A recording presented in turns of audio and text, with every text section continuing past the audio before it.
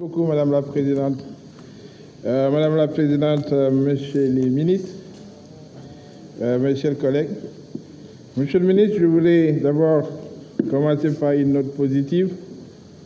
Vous féliciter pour votre reconduction à la tête de ce ministère. Vous remercier aussi par rapport aussi à votre accessibilité. Je voudrais ensuite féliciter très sincèrement l'hôpital principal, l'hôpital d'instruction des armées, qui, d'après les derniers classements des établissements hospitaliers africains, a été classé 50e en Afrique.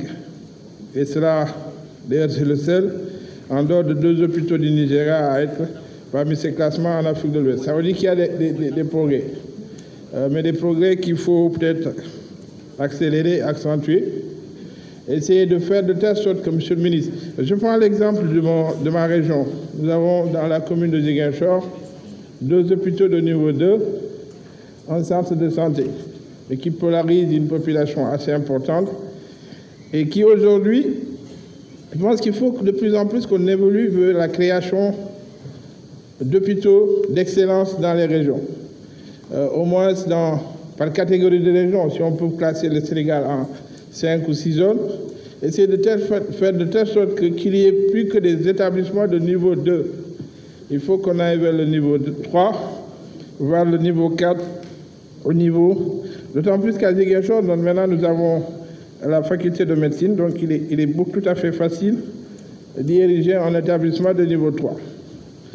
Je voudrais, donc, de ce point de vue d'ailleurs, parlant de l'hôpital de Ziguinchor, Monsieur le ministre, vous lire un article de presse qui est assez alarmant et qui aujourd'hui nécessite une enquête minutieuse pour déterminer les responsabilités. Je vous lis: un pharmacien du nom d'Ibrahima Diop a perdu la vie à Ziguinchor des suites d'une négligence médicale. Alors, la chronologie des faits: le malade est arrivé, a été évacué sur place à l'hôpital à 9 h, où il a lutté contre la mort et les négligences médicales. Dès son arrivée, il a bénéficié des services d'urgence d'un scanner fait par le technicien en imagerie médicale. Seulement, il s'est passé énormément de temps entre l'interprétation de l'imagerie médicale et le transfert des résultats au service cardiologie où le patient est arrivé à 11 h. Puis, le cardiologue qui devait s'occuper de ce malade est arrivé à 20 h 40. Et le patient Ibrahima Diop est décédé à 21 h. C'est ce qu'a révélé en conférence de presse les syndicalistes de l'hôpital, qui dénoncent cet état de fait qui s'est répété, parce qu'il semble aussi qu'il y avait une dame qui avait été évacuée, qui était en train d'accoucher au niveau de Diabérin.